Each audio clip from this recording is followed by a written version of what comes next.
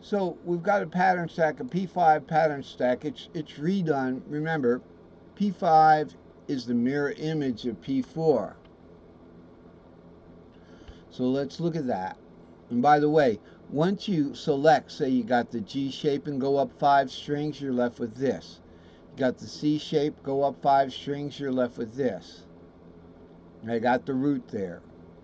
You have the E shape, go up 5 strings, this is what you get. So these guys are very important for cello and fiddle. If you want to get a screen save, get this. Because these are the cage shapes in cello fiddle shown with the fret nut.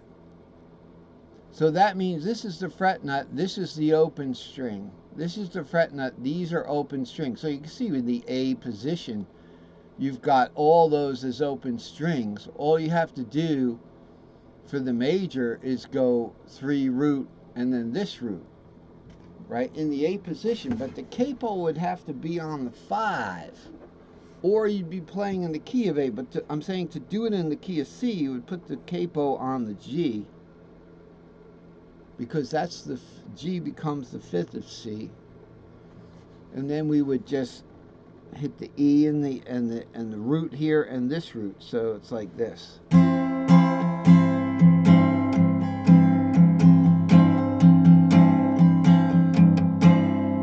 That's the A position.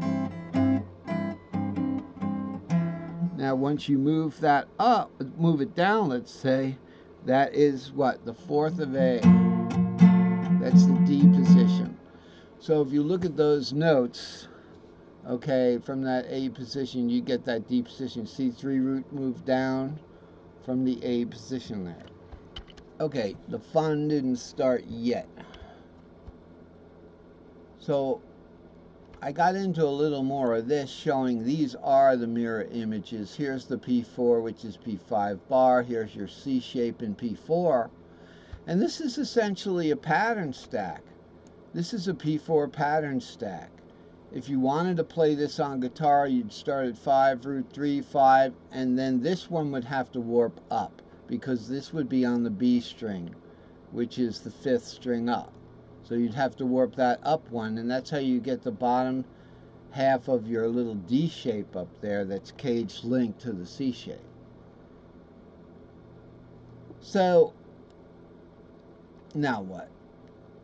So this is just showing how the minors are also mirror images, but that's not where the fun started. The fun started when I realized that, okay, we have unwarped guitar here, this pattern stack, and I did the inverse guitar string shapes down here. So that's a good thing to know. It's pretty much the same thing on what we were just looking at, okay? But the crux of the you know, the fruit of the research last night or yesterday was as follows. You can only use regular guitar string shapes if you count down as you play up, and vice versa. This is good for chord counts. In other words, we don't seem to have this particular pattern stack doesn't count. It doesn't count the same way. 6, 7, root, where's 2? Missing. 3, 4, 5, where's 6? Missing. This is a chord shaped pattern. We're going to make chords with our fingers. We're not like, you know, Scott Joplin, but we don't have really big, long reach like a big, tall dude, right? And I've learned 7 of his piano rags. And so, but they really aren't that bad. They're not hard to play. Anyone, as a child, as a 14-year-old, I learned Maple Leaf Rag and 5 others. Anyway, but we are going to just deal with about a 3 fret. We want to have comfortable chords in the P5 system. If you're playing violin or cello, you want to have comfortable chords. You can't reach that far. I've already got a sore wrist from doing that. But that was just bad luck this time. So let's go back over here a minute. I want to show you the count. So this one counts. These are mirror images, but this one counts and this one doesn't. Why? Because only the string shapes are mirror images, not the intervals between the strings. So here we go 3, 4, 5, 6, 7, root 2, 3, 4, 5, 6, 7, root 2. That all counts perfect on the guitar.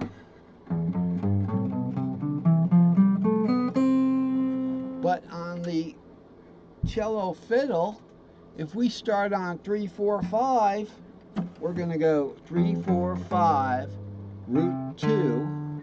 We'll go 3, 4, 5, 7, root 2, 5, 6, 2, 3, 4, 2, 3, 4, 5, 6, 7. That's not a scale. But guess what is a scale? It's a chord adjusted scale. Watch it. If you, now let's, so we're going to leave this diagram. You know that the regular guitar string shapes count, but the inverse guitar string shapes, they still count, but they count in a different way. Now let's see if I can get this right. It may take me a little bit of doing. Okay. So you can only use the regular string shapes if you count down as you play up. Okay, so let's count down. Here's root. So remember, the regular string shapes, okay, I'm going to play them on guitar. The regular string shapes are short. 3, 4, 5, 6, 7, root. 2, 3, 4, 5, 6. But on P-5 cello, fiddle, guitar, violin, it's 3, 4, 5, 6. 7, root 2, 3. 4, 5, 6, 7. Root 2, 3, 4. We have to do double string shapes, but if you want to count those short or modal string shapes from the guitar, you can do it in complete inverse, such as this. Root 7, 6. Okay, so it'll go root 7, 6, 5.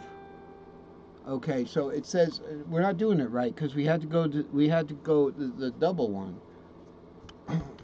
Okay, count down as you play up. So it's here. Root 7, 6, 5, 4, 3, 2, root 7, 6, 5, 4, 3, 2, 1.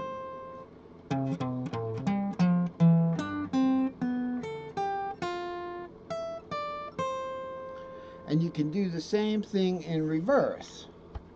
As a matter of fact, the reverse sounds a little better.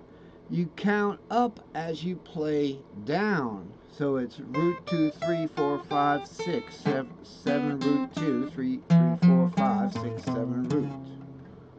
Okay, we can start down here.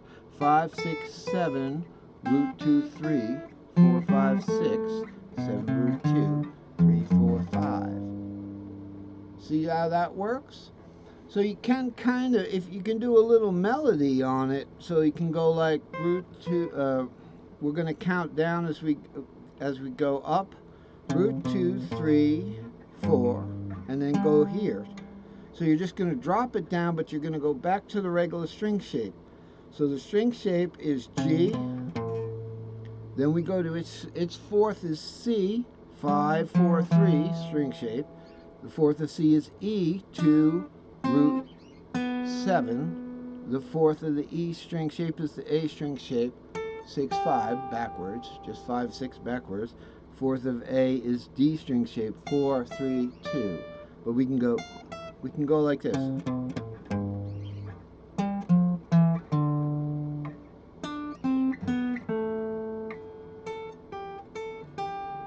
Very nice. Hey, it's been a good lesson. This is very, very interesting stuff. Remember, if you like these videos, like and subscribe. It's Andy's free guitar chart videos. And remember, keep playing, keep watching, and you will be great. You will be a great player.